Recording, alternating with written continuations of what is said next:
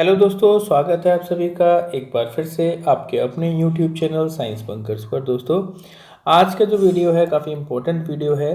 जब से supreme court का वर्डिक्ट आया हुआ है कि डीएलएड जिन्होंने एनआईओएस से किया है वो एलिजिबल नहीं है प्राइमरी टीचर्स के लिए, तब से ये बिल्कुल घमासान मचा हुआ है। बड़ा आक्रोश है, नाराज़गी है बच्चों के अंदर रिगार्डिंग दिस।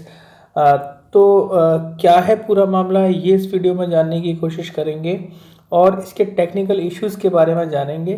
कैसे स्टेट गवर्नमेंट्स के जो टीचिंग वैकेंसीज़ हैं वो इफ़ेक्ट होंगी। इवन अभी केवीएस का भी जो प्राइमरी टीचर्स की एक लिस्ट आ गई थी, एक टेंटेटिव लिस्ट आ गई थी, फिर उसको भी वापस ले लिया गया है।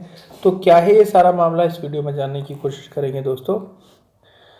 तो इसमें दोस्तों जो पूरा विवाद है ये एनआईएस द्वारा चलाए गए डीएलएड प्रोग्राम को लेकर के है। ध्यान देना, ये वो डीएलएड प्रोग्राम है जो 2017 से 2019 के बीच में चलाया गया, ओडीएल मोड में, डिस्टेंस लर्निंग के मोड में ये स्वयं पोर्टल पर चलाया गया था। और इस डीएलएड प्रोग्राम की जो अवधि थी दोस्तों, जो ड्यूरेशन थी, वो मात्र 18 मंथ्स की थी।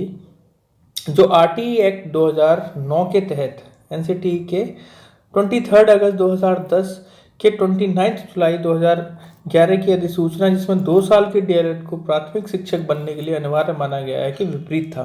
यानी कि देखिए, आरटीई क्या कहती है कि कम से कम 2 साल का डीएलएड होना चाहिए अगर आप प्राइमरी टीचर बनना चाहते हैं तो।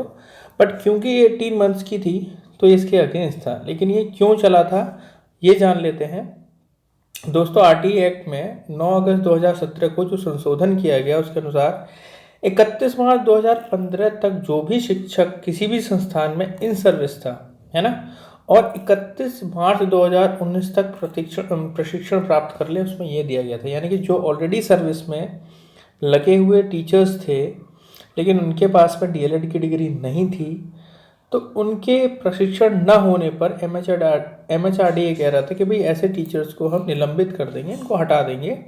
तो एक इन सर्विस प्रोग्राम चलाया गया दोस्तों। यानी ये उन टीचर्स के लिए चलाया गया था बेसिकली जो टीचर ऑलरेडी बन चुके थे लेकिन उनके पास डीएलएड की डिग्री नहीं थी। ठीक है, तो इसी ड्यूरेशन में 17 से 19 के बीच में ये ओडीएल मोड में स्वयं पोर्टल पे एनआईओएस ने चलाया कि भाई तो ऐसा सरकार ने मतलब बोला, भाई सरकार, आप जानते हैं कि इन सर्विस अगर कोई बंदा है तो वो रेगुलर कोर्स तो कोई भी कर नहीं सकता, है ना। जिसकी परमानेंट जॉब है ऑलरेडी सर्विस में, तो वो रेगुलर तो नहीं कर सकता। इसीलिए इस चीज़ को ध्यान में रखते हुए ये इन सर्विस प्रोग्राम 18 महीने के लिए चलाया गया था दोस्तों। फिर क्या हुआ इसके बाद दोस्तों, ये सुप्रीम कोर्ट मामला कैसे पहुंचता है वो देखते हैं। 29 नवंबर 2020 को उत्तराखंड राज्य ने प्राथमिक विद्यालयों में सहायक शिक्षक के पद पर जिलेवार विज्ञापन जारी किए थे दोस्तों। इसमें 2 साल का जो डीएलएड था वो कोर्स मान्य था।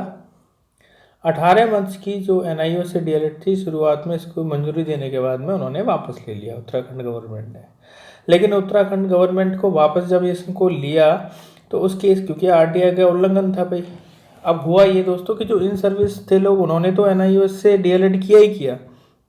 कुछ लोग दोस्तों इसमें ऐसे भी थे जो नॉर्मल ही मतलब उन्होंने भी एनआईओएस से भर दिया बिना इसके पीछे तथ्य जाने कि एनआईओएस से जो करने वाला मतलब ये कोर्स है ये केवल इन सर्विस के लिए है।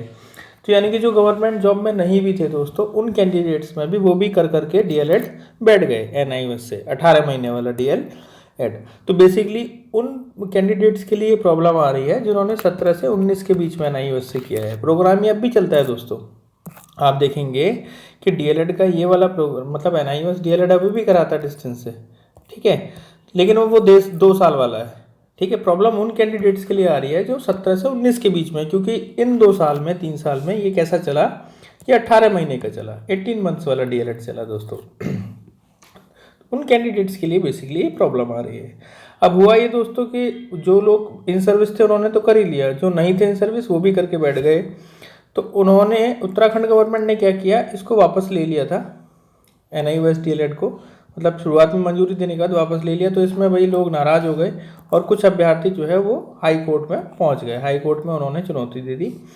लेकिन उच्च न्यायालय ने 14 सितंबर 2022 की जो नई भर्ती थी उसमें 18 महीने की जो इन्होंने डीएलएड की थी उसको वैध पाया और सरकार ने उम्मीदवारों के पद के लिए आवेदन करने को अनुमति का आदेश दे दिया। यानी कि वो लोग जिन्होंने अभ्यर्थियों ने हाई कोर्ट में अपील की थी वो जीत गए, ठीक है। और ये डीएलएड जो है वो मतलब वैलिड करार दे दी गई है एनआईओएस डीएलएड। लेकिन 2 साल का डिप्लोमा रखने वाले उम्मीदवार उत्तराखंड राज्य द्वारा सुप्रीम कोर्ट में एसएलपी दायर कर दी गई है ना। जिनके पास 2 साल का डिप्लोमा था, फिर जो अगेंस्ट कैंडिडेट थे उन्होंने क्या कर दिया, सुप्रीम कोर्ट में एसएलपी दायर कर दी।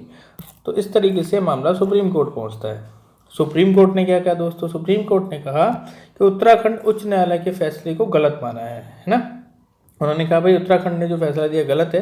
18 महीने की डीएलएड एक समयबद्ध मौका था सिर्फ सेवारत शिक्षकों के लिए, जैसे मैंने आपको बताया, ताकि वो अपना पाठ्यक्रम 1 अप्रैल 2019 तक पूरा कर सके, ठीक है। वर्तमान मामले के लिए उक्त निर्णय लागू नहीं होता, ऐसा सुप्रीम कोर्ट ने कहा कि भाई ये एक मौकाबद्ध समयबद्ध एक तरीके से मौका था जिसके अंदर केवल इन सर्विस लोगों के लिए बनाया गया था। लेकिन बाकी के जो लोग हैं जिन्होंने मतलब जो इन सर्विस नहीं भी थे उन्होंने भी डीएलएड एनआईओएस से कर लिया, उनके लिए भाई ये वैलिड नहीं है। फिर 18 मंथ का डीएलएड करने वाले लोग नई भर्ती के लिए पात्र नहीं है। ये इंपॉर्टेंट, ये जो रहा है इसी के लिए आफत मची हुई है।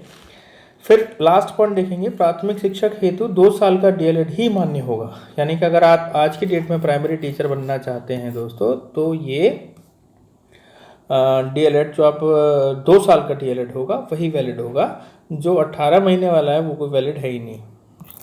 फिर उसके बाद क्या हुआ, इसके फ़ायदे क्या हुए हैं? इसके फ़ायदे ये हुए दोस्तों कि पात्रता पर एक तो स्पष्टता हो गई है कि भाई 2 साल वाला ही करना है, 18 महीने वाले वैलिड नहीं है। तो एक तो ये चीज़ क्लियर हो गई। सेकंड है कि जो लोग पहले से ही शिक्षक के रूप में नियुक्त हैं इस फैसले से प्रभावित नहीं होंगे, उन पर कोई फर्क नहीं पड़ेगा, ठीक है। मौजूदा शिक्षकों के लिए नौकरी की सुरक्षा सुनिश्चित होगी। और अंतिम जो मतलब इसकी मतलब फ़ायदा है वो ये है कि निर्णय की अंतिमता है, सर्वोच्च न्यायालय का जो निर्णय है अंतिम और ये बाध्यकारी माना जाता है। तो इसके बाद अब कोई भी पक्ष ऊपर नहीं जा सकता, ठीक है। अंतिमता है मतलब इसके बाद में और कोई अपील नहीं हो सकती। नुकसान देखते हैं क्या है। एक तो ये है दोस्तों कि कैरियर के अवसर में छूट गए हैं इसमें, मतलब जो कुछ कैंडिडेट्स जो 2 साल मतलब 18 साल मतलब 18 मंथ वाली जो है डीएलएड करके करे हुए हैं उनके लिए तो ये नुकसान है ही। फिर समय और धन का निवेश तो है ही, है ना। कई लोगों ने जो एनआईओ से डीएलएड करके बैठे हैं अपना टाइम भी उन्होंने लगाया है, पैसा भी लगाया है, तो एक तरीके से बेकार ही हो गया उनके लिए जब वो फॉर्म नहीं भर सकते प्राइमरी टीचर का। और थर्ड है वित्तीय संघर्ष। कुछ छात्रों को कार्यक्रम के लाभ उठाने के लिए असमर्थता के कारण वित्तीय चुनौतियों का सामना करना पड़ सकता है, ठीक है। तो ये कुछ ऐसी चीज़ें हैं जो नुकसान वाली हैं। अब केवीएस पीआरटी की परिणाम 2023 का संशोधन किया जाएगा या नहीं किया जाएगा उस पर बात कर लेते हैं। जी किया जाएगा। ये फैसला हाल ही में 28 नवंबर 2023 को आया था। इस दौरान केवीएस चयनित प्राथमिक शिक्षकों की सूची जारी कर चुका था, लेकिन क्या हुआ कि अब केवीएस संशोधन सूची जारी करेगा और जिसमें 18 महीने वाले जो एनआईओएस डीएलएड वाले हैं, ठीक है, उनको अयोग्य माना जाएगा, ठीक है। तो ये नई जो अभी लिस्ट है वो जारी होगी, देखते हैं कब जारी होती है, कब तक केवीएस इसको जो मॉडिफाइड लिस्ट है उसको जारी करता है। अब आती है कि हमारी क्या राय है दोस्तों इस पर। देखिए हमारी राय ये है कि अब जो बीती ताही बिसार दे वाली बात है, अगर आप लोगों ने में से वो कैंडिडेट्स हैं जो इस वीडियो को देख रहे हैं जिन्होंने 18 महीने की डीएलएड की है, तो दोस्तों अब उनको न्यू मतलब कोर्स करना ही पड़ेगा। 2 साल के क्या करें, और कोई ऑप्शन नहीं है। या तो बीएड कर सकते हैं 2 साल का, या फिर वो डीएलएड कर सकते हैं। बहुत सारे संस्थान हैं जो डीएलएड कराते हैं, कुछ भी कर सकते हैं, लेकिन करना पड़ेगा जो 2 इयर्स वाला ही वैलिड होगा दोस्तों, क्योंकि 18 महीने वाला जो है वो आरटी एक्ट के अकॉर्डिंग इनवैलिड है, इसलिए गवर्नमेंट भी इसको इनवैलिड ही मानती है, सुप्रीम कोर्ट भी इसको इनवैलिड ही मानता है।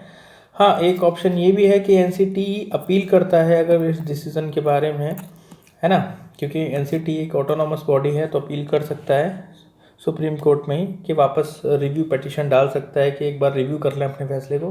लेकिन दोस्तों इसमें गुंजाइश कमी है कि सुप्रीम कोर्ट अपना फैसला बदलेगा, और एनसीटीई भले ऑटोनॉमस बॉडी हो तो इनडायरेक्टली सब आती तो बॉडीज़, चाहे वो केवी हो चाहे एनसीटीई हो, संगठन हो कोई से भी, यूजीसी हो, ये सब इनडायरेक्टली तो गवर्नमेंट के अंडर ही आते हैं दोस्तों। तो मेरा तो मानना यही है कि अगर ऐसा है किसी के साथ में कि जो डीएलएड है वो 18 महीने वाली है, तो वो नए सिरे से चालू करें और अपना बीएड या डीएलएड का फॉर्म भरें और नई भर्तियों के लिए देखें दोस्तों।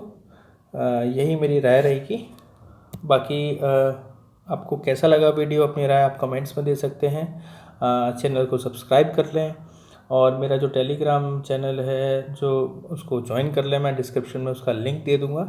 और बाकी दोस्तों अपने दोस्तों तक इसको शेयर करें वीडियो को जितना पॉसिबल हो। Thank you so much.